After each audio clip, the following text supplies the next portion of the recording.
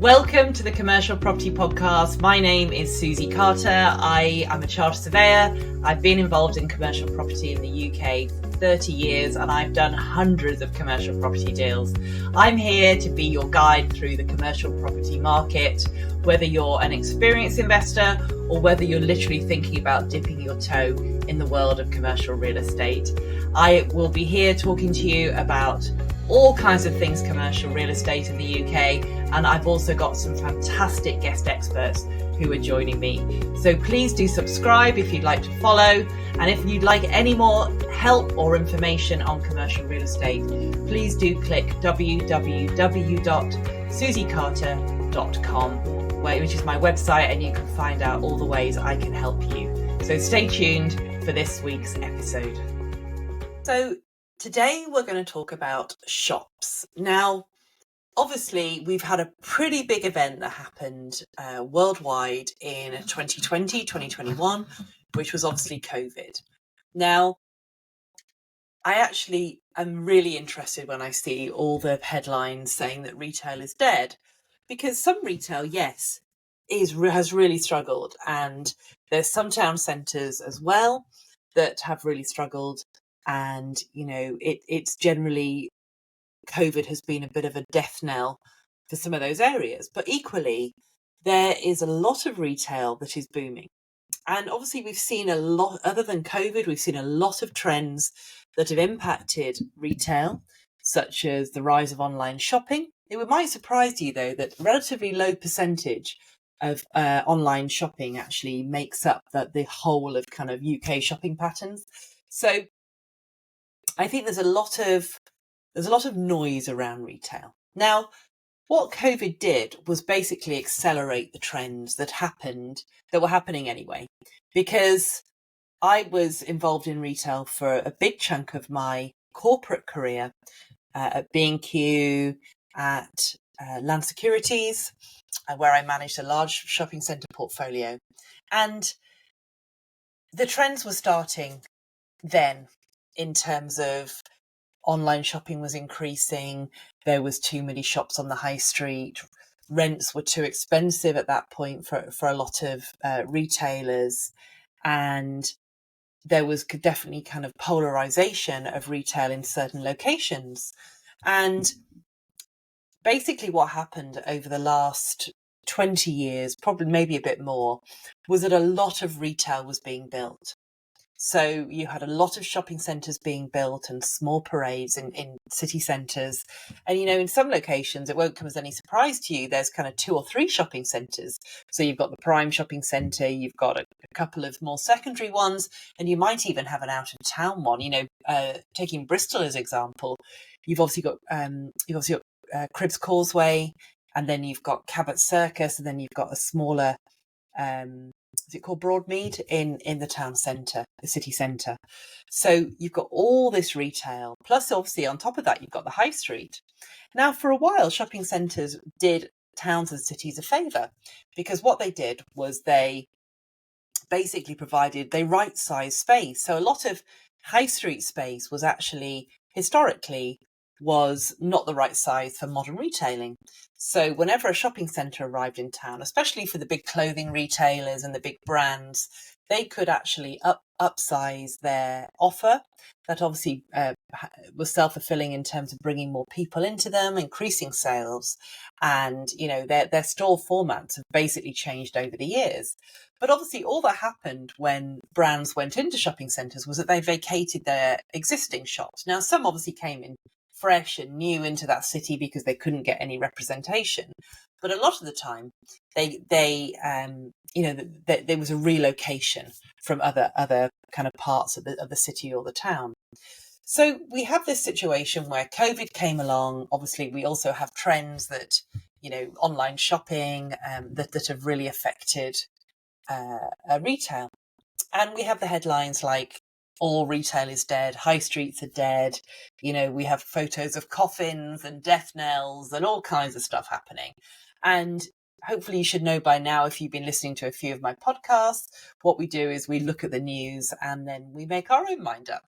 You know, and if everybody is thinking that retail is dead, then that's great. because there's opportunities for the rest of us. And, there are certain locations where I wouldn't invest. So what are those? Well, I don't want to name any names because it's very difficult to generalize, because in some towns and cities, actually, you might not want to invest in the main shopping area, but there might be some nice local shops where they're always full, where there's new houses being built, and actually there might be quite a nice little investment. But these cities where there's a lot of retail, lots of shopping centres, perhaps lots of empty shops. What you find when there's shopping centres as well is that the shopping centre owner will do loss leaders. They'll offer big incentives. They will basically buy operators in. They'll put them in short-term leases. They'll white box, which I'll talk to you about in a minute, to attract. They'll have temporary tenants in there. And, the likes of you and I may not be able to compete with that, because they have much bigger budgets. So there are certain locations where there's a lot of empty retail. Now, they might be suitable for other uses. It doesn't have to be residential. It might be suitable for other commercial uses. So, we're seeing some restaurants making their appearance in some locations, healthcare, offices, etc. And obviously the rise of the implementation of Class E planning consent in England has really helped that, because you don't need to move between use classes. And we've also got locations where, a big department store has closed down, maybe 2 or 3 department stores in some locations. Like Debenhams, House of Fraser obviously went under. Now, they're starting to be repurposed. So IKEA have taken a couple for in-town formats. We've also got universities taking them. In Gloucester, near where I live, the university has taken the old Debenhams and is still in the process of fitting that out as a new campus. So, it just takes time sometimes for the supply to be soaked up. But there are certain locations where I don't feel comfortable that there's footfall. So footfall is a really great indicator of shoppers in that particular location. So what is footfall? Well, footfall is the number of shoppers passing, or number of people passing a shop entrance. And where you tend to see the cluster of brands, the prime pitch in a retail location, there should be higher footfall, because those brands and them being located together will attract the customers. And then as you get to more secondary and tertiary pitches, footfall will drop off. And you'll also see the kind of size, the configuration of retail changing. You tend to see smaller locations. So historically, what we've seen is the brands in the prime pitch, and then we move to kind of the fast food restaurants, we move to banks, and then you go out to kind of more local operators. Now, obviously, we're starting to see banks starting to offload those, and you can move those to cafes and restaurants, but they don't tend to be in the prime pitch very often, although sometimes they are, because there's these new banking hubs where you can consolidate the banking operators. So footfall is really important. And then the window display of operators, of retailers, will attract people in, so that's why that the frontage is really important for retail, because, that is what determines somebody walking past as to whether they're actually going to go into that particular shop. Now, some shops will be destinations and others won't. Now, you don't just have high street retail, obviously, you also have out-of-town retail. And where there's been a lot of out-of-town retail, then obviously that will have an impact on the town centre. And, in places where there's a lot of out-of-town retail warehouses, and not just food stores, but also kind of especially clothing stores, so real open A1, or as was, real open use class, clothing, homewares, that could be located in the town centre, but instead they're in larger format stores out of town, then that is going to have an impact on the town centre. So it's really important to look at retail and look at the locations. Now, there are some locations where there's pretty small high streets. There's it doesn't matter whether they're wealthy or not. I quite like the higher socioeconomics just because there's spending power locally. But there's also places where, maybe there's tourist traffic, or where there's a lot of local employment. So a lot of the shops are full because people shop locally. But there's always an exception to every rule. Hopefully you've learned that by now if you've listened to me over the last few podcasts, is there's always an exception to every rule. So retail, yes, retail may be dead in some locations. Retail may be severely restricted in some locations. What that's meant is that there's shorter leases. There's lower rents. There's more flexibility for operators because it's a buyer's market, it's a tenant's market in those locations. What we want to look for is those locations where there's still demand from operators.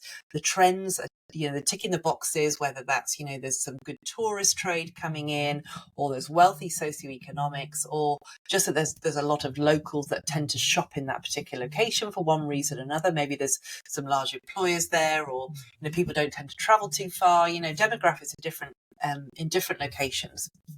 But what we want to look at is we want to look at those locations whereby there is demand, there is greater demand than supply. This episode is brought to you by Bond Finance Limited, your trusted partner for commercial property mortgage solutions. Are you an experienced residential property investor about to diversify into commercial property, looking for funding options? Bond Finance can help. Whether you're planning to expand, refinance, or make a major property investment, Bond Finance provides expert advice with access to a wide range of lenders, from high street to specialist. Book a free discovery session today to explore how we can tailor commercial funding solutions to your unique investment strategy. Visit www.bondfinanceltd.co.uk and take the next step in your commercial finance journey.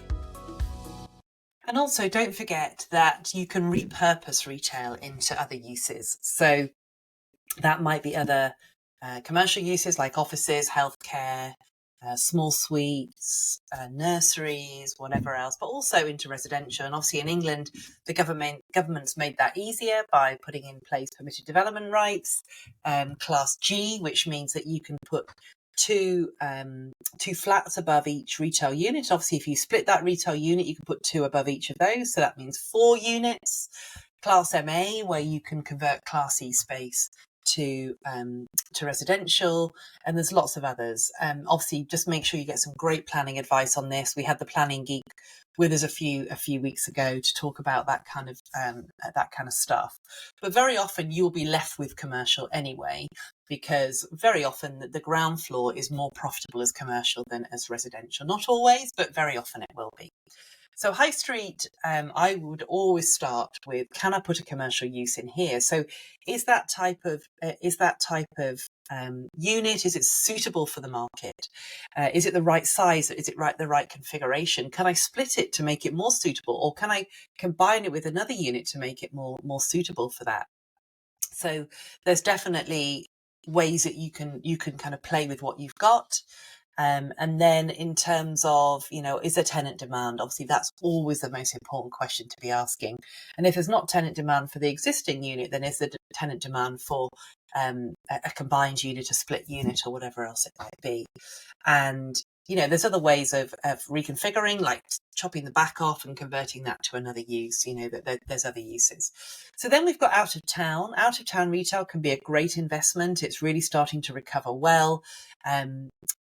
The units out of town, they tend to have brands in there. They tend to have longer leases. They tend to have blue chip covenants, and they're pretty popular as an investment class because of all of the above. And then you've got roadside retail. So roadside retail is petrol filling stations. It's fast food. It's a petrol filling station with a food store. You tend to get, again, longer leases because the amount of investment that goes into those kind of operations. And that means that you potentially then can get sophisticated investor interest. Funds and pension funds and high net worth investors are interested in buying the end product. So you can obviously bring the operators in and build that, or you can actually find an existing operation and improve it, like petrol filling station where maybe you could bring a food store in or whatever else. And as I say, they tend to have longer leases. So There's lots of different angles with retail. We look at white boxing retail. So that can be where you maybe there isn't a shop front, or maybe the property isn't suitable for receiving a tenant shop fit. And therefore we kind of make it ready. So all the tenant needs to do is put their shop fit in. That's called white boxing. It doesn't cost a great deal of money, and it can make a retail unit much more lettable than it would be otherwise. So, we look at trying to do this white boxing. Now, obviously, what we've seen in the recent budget is we've seen that business rates whilst Rachel Reeves has been making a big thing about the fact that business rates for retail aren't going up quite as much as they were going to, they're still generally going to double, if not kind of triple or quadruple, which means that actually that is significant for retailers. So one thing that we need to check is affordability. So remember that rents are a residual of all the fixed costs that a retailer has, or any operator has in a commercial unit. So you've got energy costs, you've got staff costs, you've got the cost of stock, and obviously you've got business rates. And then once, all the other costs associated with that particular property. And then once you bring all those together, they will work out what they can afford in rent. So what you want to do is you want to find locations where there's good affordability. And this goes for all kinds of commercial property. And obviously what they'll be doing is they'll be weighing it up against the amount of sales they can get.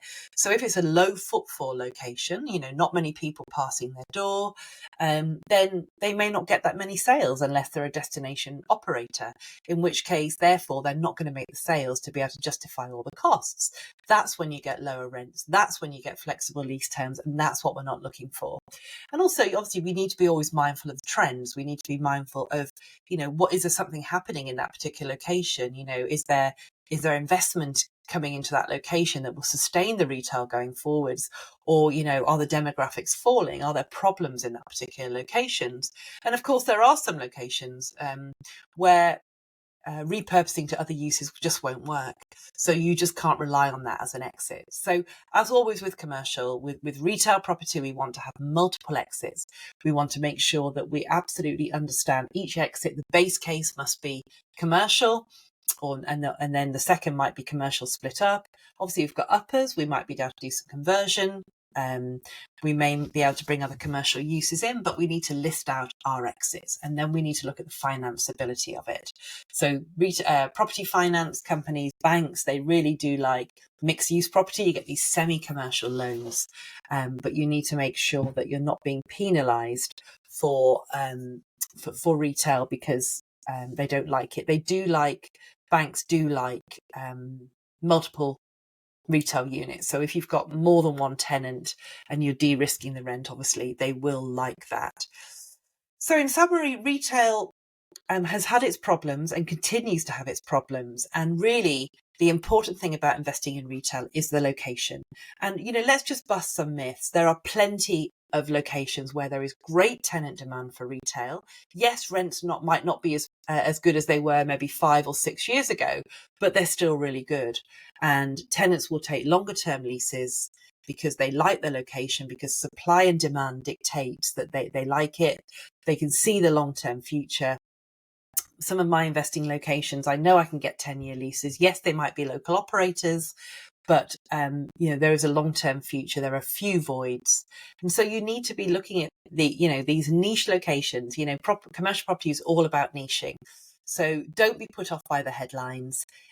Look at niches in commercial. Look at niches in retail, where you can see that then perhaps they buck the trends. And that could be town centres, that could be a small row of shops that is always full and always has lots of local customers going to it. It could be food stores. There's some fantastic investments in food stores. And if you can get some of the big food operators in, they will take longer term leases, 10, 15, 20-year leases. And they will happily trade in locations where perhaps other retailers may not be able to operate, and they will also attract other operators to locate next to them. So I guess kind of a few messages to come out of today's podcast, really, which is number one, kind of read the headlines and but make your own mind up. Do your research. The same rules apply. Make sure that you visit a retail location, look at it, different times of the week. Don't just go on a Saturday afternoon at around lunchtime, because it will be busier. Go on a Monday, go on a Wednesday, go on a Friday at different times of day. Also look at a gap analysis. Look at where perhaps there's similar high streets where other shops aren't present, and look at these niche locations where there might be higher than normal footfall, better than normal socioeconomics, or some other reason why these locations are doing well. And then finally, look at repurposing opportunities, whether that's to split space up, to bring other uses in like residential, and certainly kind of whether you can subdivide space and tick those commercial finance boxes. So that's retail. I'll be talking about retail again in future podcasts episodes, but I just want to do a quick introduction to it. And I will be picking off the other commercial property sectors in future podcasts.